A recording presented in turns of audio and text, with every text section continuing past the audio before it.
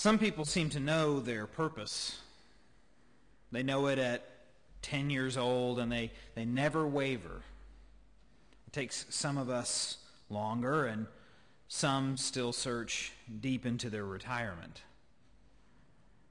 I have, in my 41 years, been a dishwasher, a movie store clerk, a pizza maker, a fry cook, a warehouse worker, a cashier, a hotel desk clerk, a job trainer, a bookstore manager, a carpenter's assistant, a software instructor, a business analyst, a PC tech, a project manager, and a preacher.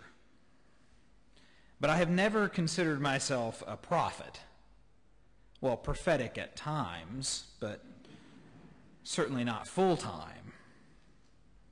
Prophets, have a tough job. Oh, it isn't a brain surgeon or a kindergarten teacher, but the idea that it is your job to tell people in power that what they are doing, which they usually believe to be totally endorsed by God, is in fact deplored by God, is not only challenging, but usually comes with a very short term in office, and not because you're voted off the island. Now, Elijah is getting a full dose of this prophetic hospitality from Queen Jezebel, and he heads for the hills. Not a bad plan, considering that she is promising to introduce him to the business end of a sword. Still, as far as he runs from this situation, he never leaves it. When God asks, "Why are you here?" Elijah lists for God the same complaints against Israel that he's been voicing to the Israelites all along. So he's run far away, 40 days and nights away, but he hasn't really left. So what is it that keeps Elijah, even at the threat of his life, committed to his cause? Well, the technical term is a calling. This is the language that is usually used for seminary students and those of us who are officially in ministry. It means that we feel called by God to do a certain thing. It carries a sense of compulsion or obligation, and that term is typically now relegated to the realms of ministers or priests. What it really means is a sense of purpose. Now, at times I've been quite uncomfortable using this term, that I am called. Yet it's the only term that is really a useful one. I mean, what gets me out of bed for that 3 a.m. phone call? What makes me place myself in the forefront of every board and committee trying to guide the church community? What makes me want to write a 10-page essay every week and then get up in front of a bunch of people and read it to you? It's not just obligation. It is a calling. But I happen to think that lots of people are called. In fact, I think that everyone is called. Some of us ignore it. Some of us are oblivious to it, and some of us are foolish enough to actually pursue it. There are times when I feel like ministry is absolutely what I have to be doing, and times that I think I'm not cut out for this at all.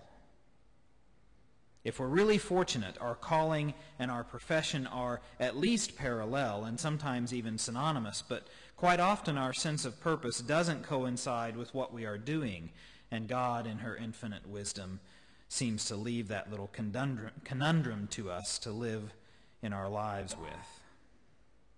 That is part of what a faith life is, trying to intersect the lines of what I want to do and what will fulfill the often challenging sense of purpose I have. We have this habit of making small talk when we're in group meetings or at parties by asking people what they do. Now, sometimes we caveat that by asking what they do for a living, but the question is still really, how do you occupy your time? And even when we answer in the standard format all of our lives by giving our profession until we retire and then saying, "I'm retired," I think we all do that with a little hesitancy. Because after all, it's not what we do, it's just what we do. The surface answer, sales, medical technician, waitress, student, mechanic, is not nearly encompassing enough to address what is under the surface.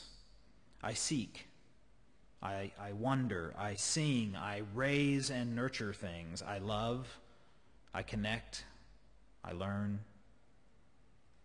Just like when someone says, "Hi, how are you?" They don't really want to know that you're tired and your knee hurts. When we say, "What do you do?" we aren't looking for your calling, just an answer to keep the small talk moving.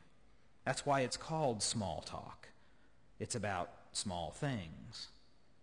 And a calling is not small. It's something that keeps you up at night and is unsettling at times, and yet perhaps the most rewarding thing you do. Our small talk and our big talk are linked. Here in this place, we use the small talk of all are welcome, or that we are open and affirming. It sounds lovely. It has a nice ring to it. Yet we all know that there are times when we fall far short of that intended goal, where our big talk of actual action reflects closed doors at best and insincerity at worst. We are all human beings here trying to live out our faith lives in a very challenging atmosphere with very big goals. And often we fall short in this place and the world at large. It doesn't take a long look outside to see some pretty serious ways in which our small talk of care for our environment or peaceful coexistence is not being met with big talk.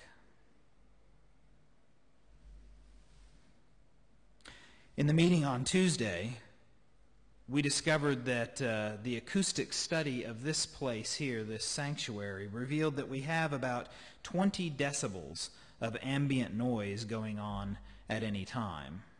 The heating and air units, the fluorescent lighting that we turned off this morning, it all adds up.